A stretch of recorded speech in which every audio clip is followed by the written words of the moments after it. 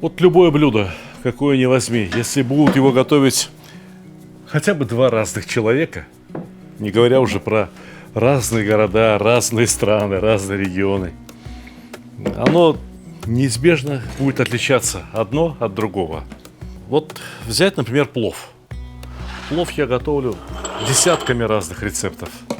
Но есть одно блюдо, которое я на протяжении 40 лет готовлю одним и тем же методом. По одному и тому же рецепту. Я говорю про шурпу. Для шурпы я беру много лука. Потому что шурпа, я бы назвал ее по-другому, это узбекский луковый суп. Нет, вот не баранина, именно лук определяет вкус шурпы. И чтобы лук как можно больше отдал своего вкуса шурпу, я обычно лук нарезаю тоненько-тоненько. Ну и там набросал его в шурпу.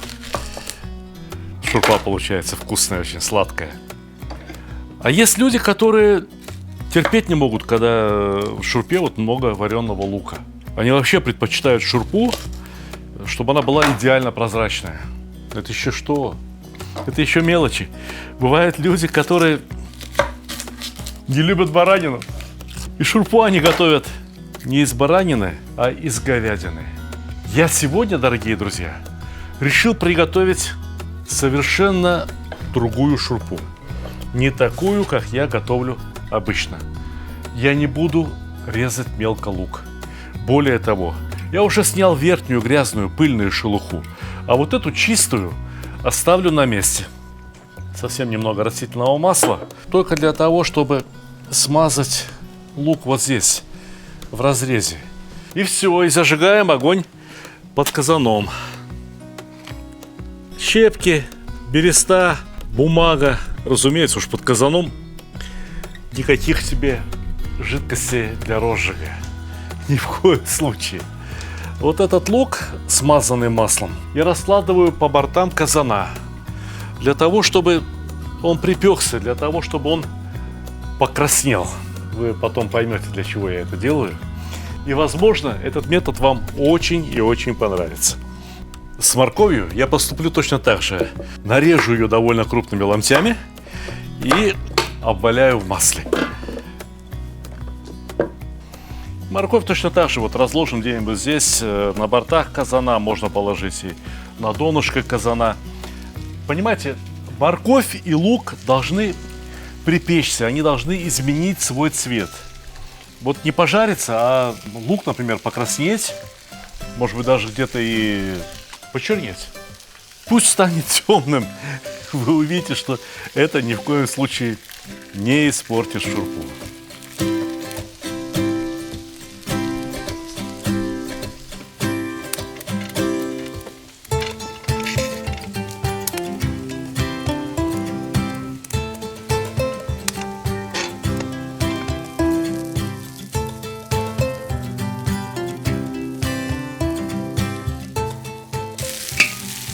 Даже будет хорошо, если какие-то вот овощи, ну, там, не знаю, морковка, либо лук покраснеют вот так вот. Ну, то, что люди, плохо знакомые с кулинарией, называли бы подгорелым.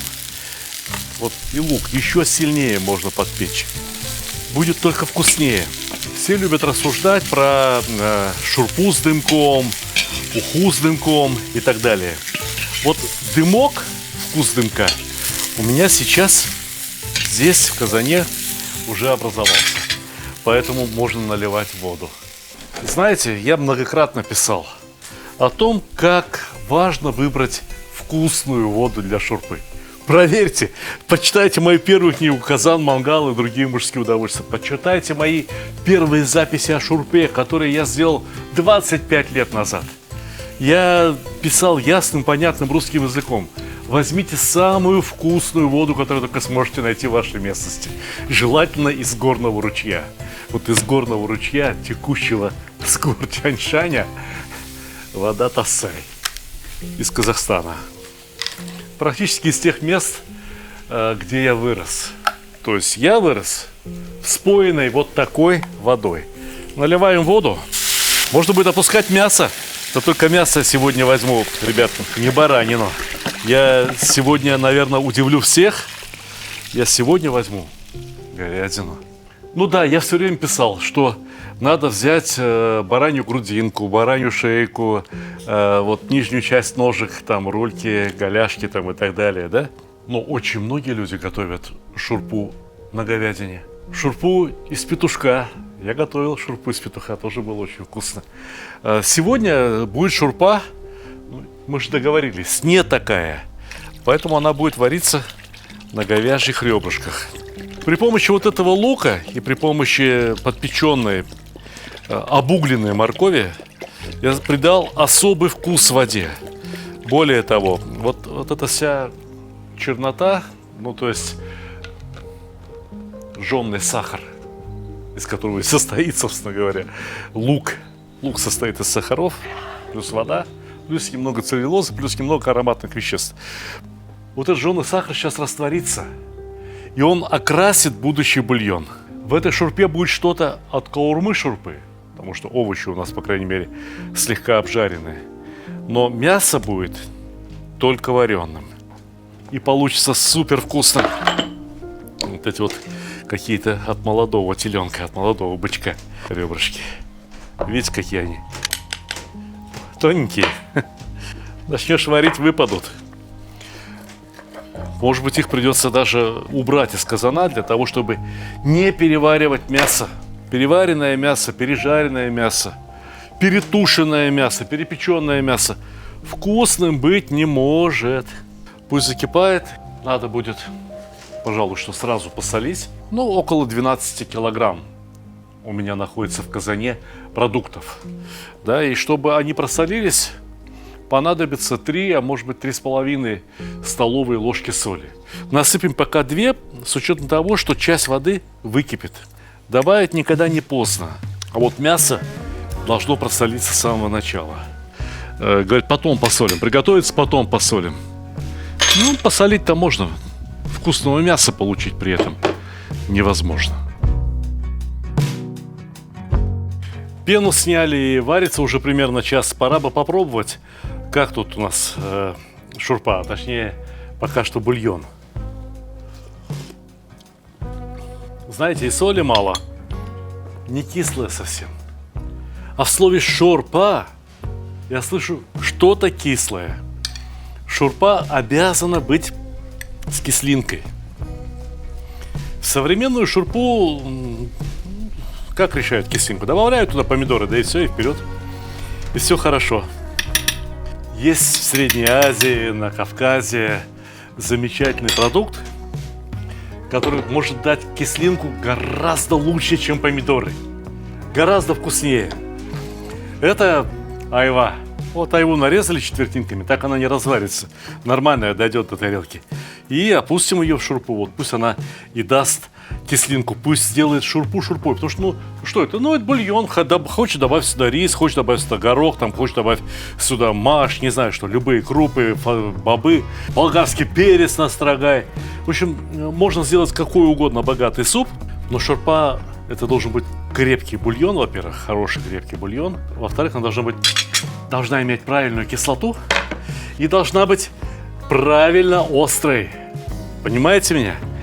Вот можно взять сушеные, вяленые перчики. Можно взять и такие молоденькие. Да, ничего.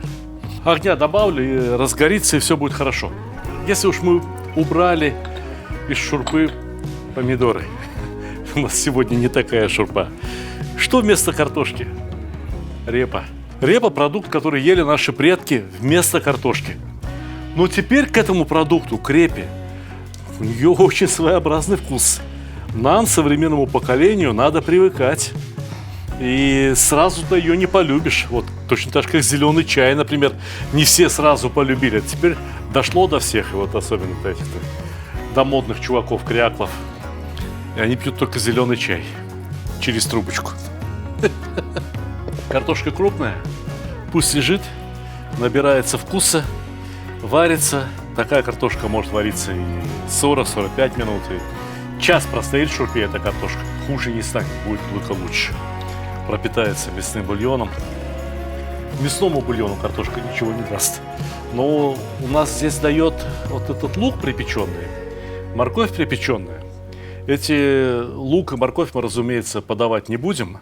Они нам только для аромата и только для цвета. Для восхитительного цвета, которым должна обладать шурпа. Как по мне, так главная специя – это кориандр, семена кинзы. Вот такие шарики. Я их растолку слегка, только чтобы они начали выделять свой запах. Не в порошок, ни в коем случае. Зачем нам делать мутным бульон, над чистотой которого я столько работал? Я пену снимал, старался. Вот пополам раздавили каждое семечко, и теперь запах из него будет выходить прямо в шурпу. Будет очень вкусно. Есть еще одна травка, которая называется чабрец. Вот с чабрецом на Кавказе и чай заваривают. Чеченцы чабрец кладут в свой чорб. Я тоже положу чабрец, мою шурпу, потому что знаю, что это будет вкусно. Кулинария – это наука о разнообразии. Я мог бы в 25-й раз на моем канале в Ютубе приготовить обычную шурпу. Вот из баранины, и все здесь было бы как положено. Ну, как вы считаете, нужно, да? Осталось часок подождать, повдыхать вот этот вот аромат, насладиться последними лучами уходящей осени, бабьего лета, чтобы запомнить этот хороший, добрый, счастливый день. Что нового вы узнали из сегодняшнего ролика? Ну, во-первых, что не обязательно следовать строгим канонам кулинарии. Говорят, правильно приготовил, неправильно приготовил. Есть только один критерий, правильно или неправильно. Это вкусно или это невкусно. Я хочу сначала снять мясо, картошка может еще и повариться. А вот мясо, айва уже отлично готовы. И налить в касу немного бульона.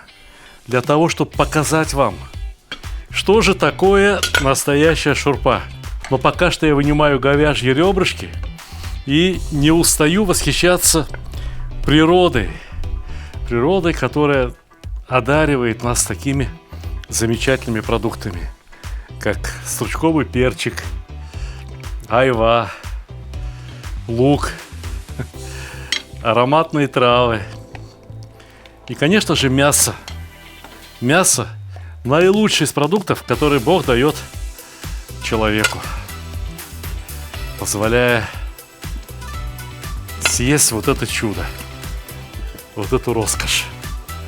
Не знаю, кому это может не понравиться. Какому черствому человеку. Идемте лучше бульон наливать. Вот коса, какая положена коса. Для настоящего батыра коса. Кто выпьет одну косу такой шурпы, съест немного хлеба или вот, можно взять лепешку и покрошить прямо в этот бульон. Бульон-то у нас, видите, какой?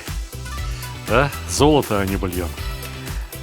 Я надеюсь, вас не смущает плавающий чабрец. В чае же он вас не смущает, да? Вот про шурпу узбеки говорят: шурпу будешь пить? И я хочу у вас спросить, будете ли вы пить эту шурпу, преломлять этот хлеб или есть вот это мясо с картошкой? Будьте благодарны жизни за те небольшие праздники, которые она дарит нам каждый день. Слава Богу!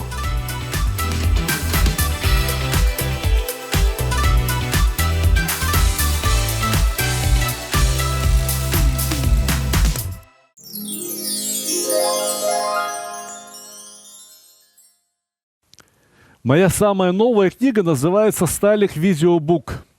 И я хочу вам рассказать об этой книге. У нее, видите, вот такая черная обложка.